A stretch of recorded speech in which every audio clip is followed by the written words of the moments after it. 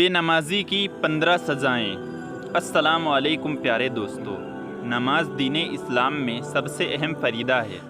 حدیث مبارکہ میں ایمان اور کفر کے درمیان فرق کرنے والی چیز نماز کو قرار دیا گیا ہے۔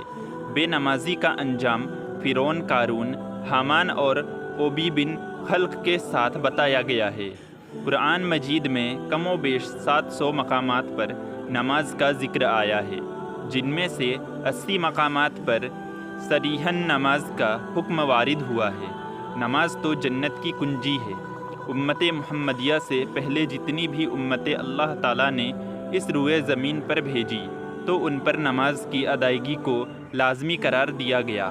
اللہ تعالیٰ نے بنی اسرائیل کے واقعے کو قرآن مجید کی سورہ مائدہ میں ارشاد فرمایا، اور بے شک اللہ نے بنی اسرائیل سے پختہ عہد لیا، اور اس کی تعمیل، تنفیذ اور نگہبانی کے لیے ہم نے ان میں 12 سردار مقرر کیے۔ اور اللہ نے بنی اسرائیل سے فرمایا کہ میں تمہارے ساتھ ہوں، یعنی میری خصوصی مدد اور نصرت تمہارے ساتھ رہے گی اگر تم نے نماز قائم رکھی اور تم زکوٰۃ دیتے رہے اور میرے رسولوں پر ہمیشہ ایمان لاتے رہے اور ان کے پیغمبرانہ مشن کی مدد کرتے رہے، اور اللہ کو اس کے دین کی حمایت اور نصرت میں مال خرچ کر کے قرض حسن دیتے رہے، تو میں تم سے تمہارا گناہوں کو ضرور مٹا دوں گا اور تمہیں یقیناً ایسی جنت میں داخل کر دوں گا جن کے نیچے نہریں جاری ہے۔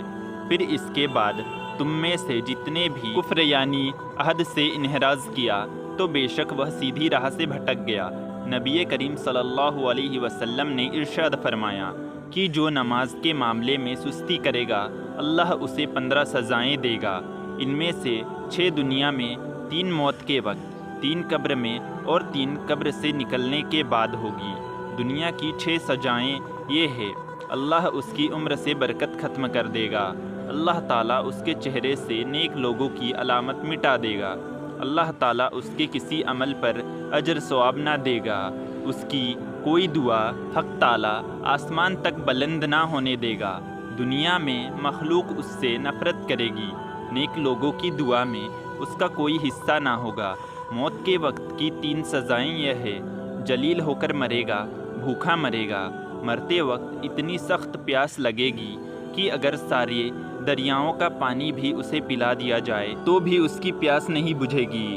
قبر میں 3 سزائیں یہ ہوگی: اللہ تعالیٰ اس پر اس کی قبر تنگ کر دے گا اور قبر اسے اس طرح دبائے گی کہ اس کی پسلیاں ٹوٹ پھوٹ کر ایک دوسرے میں پیوست ہو جائے گی۔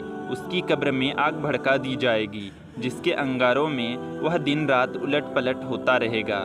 تیسرے اس پر ایک آجا مسلط کر دیا جائے گا جس کا نام اشجاع العقرہ یعنی گنجا سانپ ہے۔ اس کی آنکھیں آگ کی اور ناخن لوہے کے ہوں گے۔ ہر ناخن کی لمبائی ایک دن کے مسافر کے برابر ہوگی۔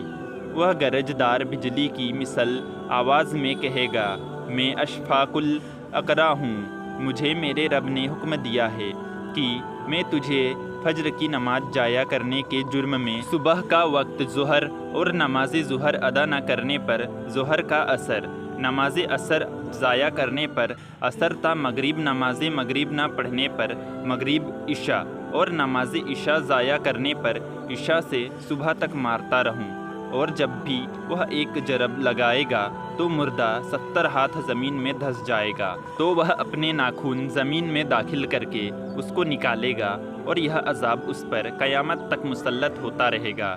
ہم عذاب قبر سے اللہ کی پناہ طلب کرتے ہیں۔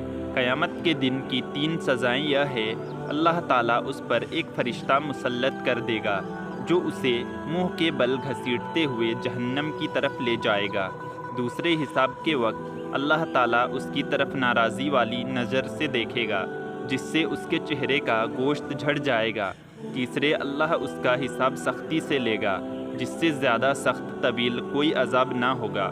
اللہ تعالیٰ اس کو دوزخ میں لے جانے کا حکم فرمائے گا، اور جہنم بہت برا ٹھکانہ ہے۔ رسول اکرم صلی اللہ علیہ وسلم کا فرمان عبرت نشان ہے: جب کوئی کسادن ایک فرض نماز چھوڑ دیتا ہے تو اس کا نام جہنم کے دروازے پر لکھ دیا جاتا ہے کی فلاح کا جہنم میں داخلہ لازم ہو گیا۔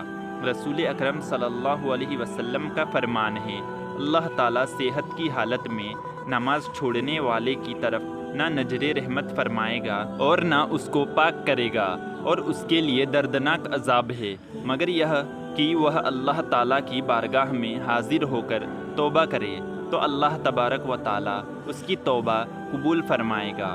پیارے دوستو، اسی طرح کے سچے واقعے سننے کے لیے چینل کو سبسکرائب کریں۔